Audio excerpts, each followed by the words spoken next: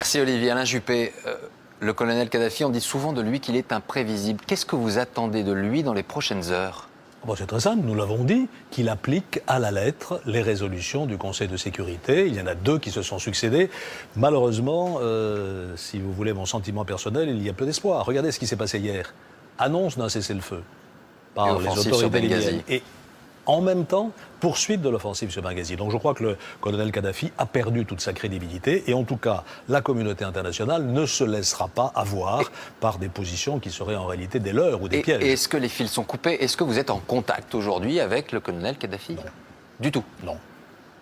D'ailleurs, on ne sait pas où il est, apparemment, si j'en crois vos émissions. Il n'y a pas de contact aujourd'hui avec le colonel Kadhafi. Alors, aux côtés de la France, dans cette opération, on retrouve entre autres les États-Unis et la Grande-Bretagne. On retrouve à Washington et à Londres nos deux correspondants. D'abord, Washington, Stéphane Bretner.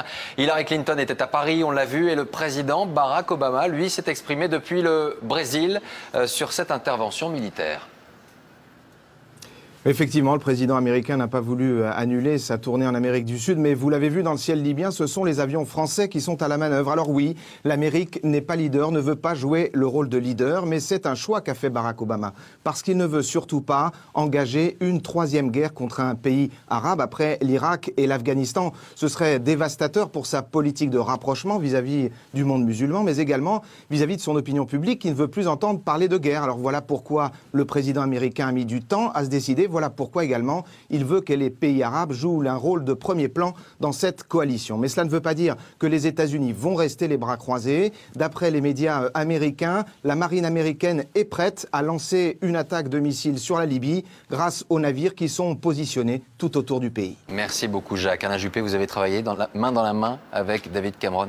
Main dans la main depuis le début. La coopération entre nos deux pays a été totale et la résolution du Conseil de sécurité qui a été votée hier, j'étais au Conseil de sécurité, a été présentée par la France et par la Grande-Bretagne. J'ai entendu parler de soldats britanniques ou français. Je ne voudrais pas qu'il y ait d'ambiguïté. Il n'y aura pas de débarquement au sol. Il n'y aura pas d'intervention terrestre. Ceci est d'ailleurs très clairement indiqué dans la résolution du Conseil de sécurité. Quant aux Américains, ils participeront pleinement aussi à l'opération. On le verra dans les heures ou les jours qui viennent. Alors, on parlait tout à l'heure du colonel Kadhafi. Un mot des insurgés de l'opposition. La France a été le premier à reconnaître cette autorité de transition. Ce sont qui ces insurgés, ces opposants? Ce sont des hommes et des femmes qui représentent le peuple qui se bat pour sa liberté. Ils se sont exprimés, ils se sont regroupés, ils ont constitué ce Conseil national et nous avons considéré que c'était des interlocuteurs valables sur le plan politique. Alors on nous dit, mais certains d'entre eux ont exercé des fonctions dans le gouvernement Kadhafi. Dans toute révolution, on est bien obligé de travailler avec des gens qui, tout d'un coup, changent de camp et assument leurs responsabilités. Je crois que nous avons là des interlocuteurs de qualité. Ce ne sont pas les seuls. Si d'autres veulent participer à la reconstruction de la Libye, c'est bien sûr au peuple libyen qu'il appartiendra de les choisir. Vous nous disiez que l'intervention militaire n'avait pas vocation à faire tomber le colonel Kadhafi directement. Il n'est pas inscrit dans la résolution du Conseil de sécurité qu'il doit s'en aller. Mais il est bien évident, nous ne racontons pas d'histoire, que le but de tout cela, c'est de permettre au peuple libyen de choisir son régime. Et je n'ai pas le sentiment qu'aujourd'hui, le choix se porterait sur le colonel Kadhafi. Et on va prendre maintenant les nouvelles justement de ces insurgés. On retrouve l'envoyé spécial de France. Alain Juppé, une dernière question. Dans les guerres, dans les conflits, le premier jour, entre guillemets, est toujours assez limpide. C'est le jour d'après qui est toujours plus inquiétant. Ça pourrait durer combien de temps, cette opération? Je ne sais pas répondre à cette question. J'ai tout à fait conscience que nous avons pris une responsabilité lourde. Des risques? Utiliser, bien sûr, des risques. Je voudrais simplement vous inviter à réfléchir à ce que vous me demanderiez ce soir si nous avions décidé de ne rien faire. Vous me diriez...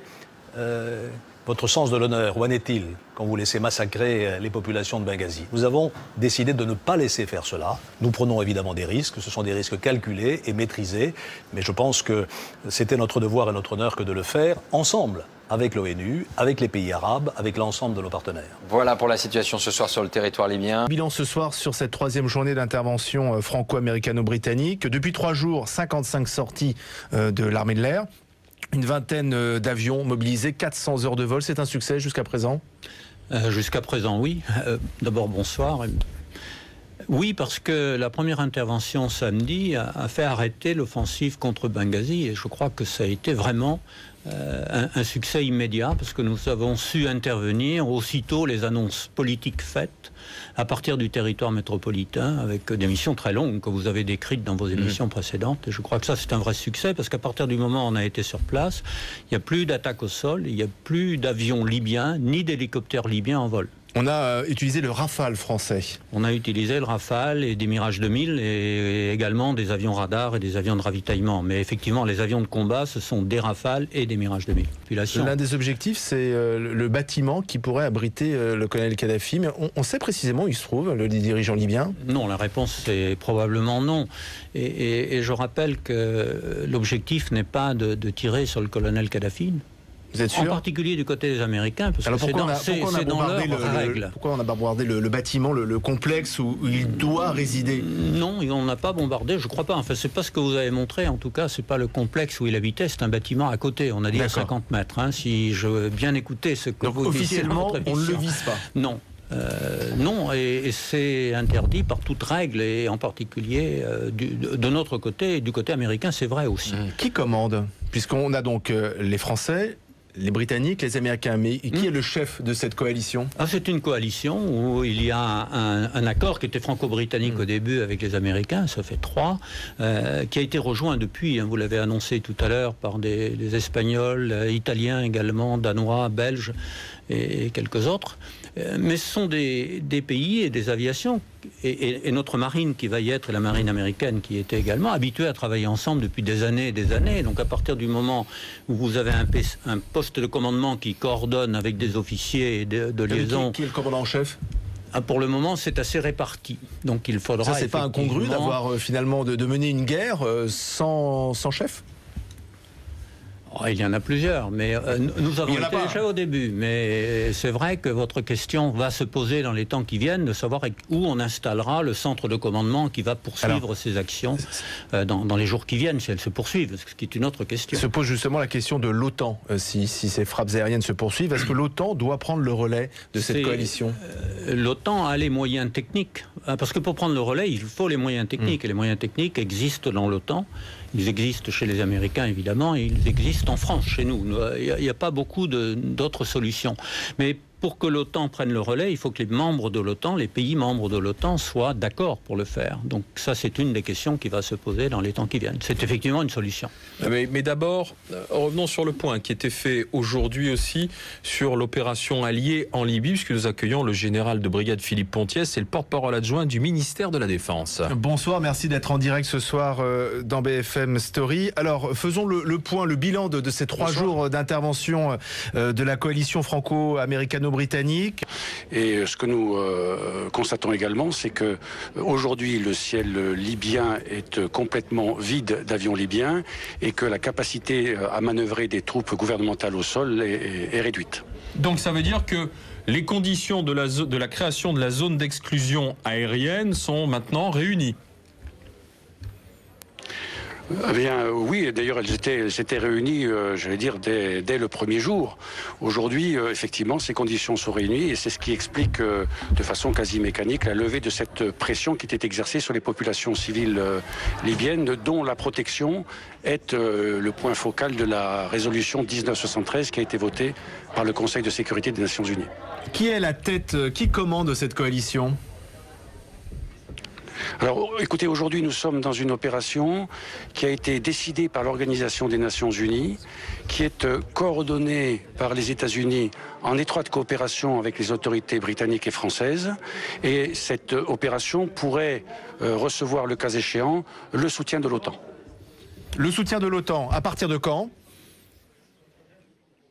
Ben écoutez, il n'y a pas de calendrier pour l'instant. Ce sont des hypothèses qui sont à l'étude. La suite de l'intervention internationale en Libye à présent est cette question qui demeure autour du rôle de l'OTAN. À Bruxelles, un diplomate affirme ce soir que les pays de l'Alliance n'ont toujours pas réussi à se mettre d'accord pour qu'elle prenne la direction des opérations militaires. Alain Juppé assure lui que l'OTAN ne sera pas en charge du pilotage politique. Baptiste Mockensturm avec Michael Spitzberg. Depuis le porte-avions Charles de Gaulle, les Rafales et super-étendards français multiplient les sorties au-dessus de la Libye. Mais à Paris, Alain Juppé précise que le rôle de l'OTAN est limité à la simple organisation militaire. L'OTAN interviendra comme l'outil de planification et de conduite opérationnelle des interventions. Ce n'est pas lui qui exercera le pilotage politique de l'opération. Selon cette résolution 1973, on a ces no-fly zones et on a tous les moyens pour assurer la protection des civils. Là, l'ambiguïté diplomatique permet de dire d'une façon indirecte, ces régimes qui ne protègent pas les civils, il faut se débarrasser. Mais le problème, par quels moyens? Le ministre britannique des Affaires étrangères, il a dit hier qu'il n'exclut pas de cibler Kadhafi. Aujourd'hui, apparemment, il revient sur cette parole. Les Américains, chaque jour, chaque responsable américain donne une version différente. Ce qui signifie l'ambiguïté et aussi la difficulté. Et je pense par rapport à l'OTAN, il faut que je revienne sur cette note, la diplomatie française, la diplomatie européenne a donné une promesse à la Ligue des États arabes de ne pas utiliser le commandement de l'OTAN. Car en fait, on considère comme ça cette opération comme opération atlantique et occidentale. Et jusqu'à maintenant, il y a un seul pays arabe volontaire qui est le Qatar, qui est un pays de 11 000 km. Un petit pays, on peut le dire. Un très petit pays. Donc c'est un problème de fond. Et pour cela, le pilotage politique français, à mon avis, pourrait compenser un pilotage avec les moyens de l'OTAN, cette image qui fait américaine. un petit quand même équilibre. Mais si on n'a pas ce pilotage politique français, ce serait dommageable pour la continuité de l'opération. Je vais rester. Autre sujet qui divise, Étienne, les Américains dirigent les opérations depuis le départ. Eh bien, ils annoncent qu'ils souhaitent se retirer du commandement. Qui va les remplacer? Oui, alors diriger des opérations militaires qui engagent plusieurs pays, il y a une structure qui sait faire, c'est l'OTAN. Mais confier le commandement d'une opération dans un pays arabe à l'OTAN, qui, qu'on le veuille ou non, symbolise l'Occident, eh bien, ce serait prendre un risque énorme. Et c'est pour cela que la France veut garder, avec les Anglais, avec les Américains et surtout avec les pays arabes qui soutiennent l'intervention, eh bien, le contrôle politique de l'opération. Merci Étienne. Alors au troisième jour de cette intervention, une question se pose maintenant avec de plus en plus d'insistance. Jusqu'où doivent aller ces frappes? La résolution de l'ONU prête le flanc à bien des interprétations et il y a contestation, on va y venir dans un instant. D'abord, sur le fond des choses, s'agit-il seulement de protéger les civils ou bien de faire chuter le colonel Kadhafi? Explication Gérard Grisbeck, Jean-Jacques Le Garec. La résolution de l'ONU votée à New York instaure une zone d'interdiction aérienne au-dessus de la Libye. Et elle vise à protéger les populations civiles. Dans ces conditions, si les forces du colonel Kadhafi ne bougent plus, le risque est de geler la situation. Bref, ce serait le statu quo. Dans ce cas, la Libye ressemblerait à une peau de léopard. En rouge sur la carte, ce sont les zones tenues par les rebelles. L'unité même du pays serait remise en cause, alors il faut bien sans le dire aider militairement l'opposition libyenne. Affaiblissement du dispositif de Kadhafi, envoi de conseillers spéciaux, peut-être de forces spéciales occidentales des pays arabes, peut-être du matériel discrètement envoyé, mais c'est du matériel léger, ça peut être des missiles anti-chars, des armements de ce type, des lance-roquettes. Disons que ce dispositif-là, plus le moral retrouvé de la rébellion, devrait suffire à reprendre la main. Faut-il aller plus loin? Kadhafi doit-il être la cible des frappes aériennes? La résolution de l'ONU ne prévoit rien de tel, même si ses militants manifestent ici à Tripoli et disent qu'ils sont prêts à mourir pour lui au plus près de son quartier général. Faut-il se débarrasser de Kadhafi? La question a été posée cet après-midi à Alain Juppé. C'est au Conseil national de transition et à toutes les forces libyennes qui seront prêtes au dialogue de choisir le régime dont elles veulent se doter. Ce qui ne nous empêche pas, par ailleurs, de souhaiter le départ de Kadhafi. Cette ambiguïté sur le but de guerre, empêcher des massacres ou éliminer Kadhafi, a ouvert des débats dans tous les pays de la coalition.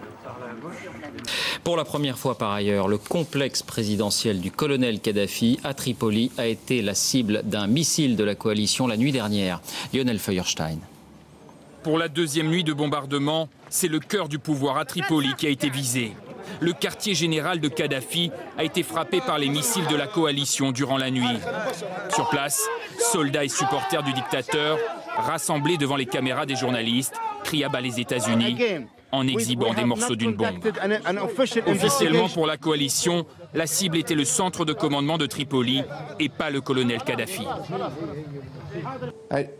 Je ne sais pas où se trouve le leader libyen, mais nous n'avons pas fait d'efforts pour le découvrir.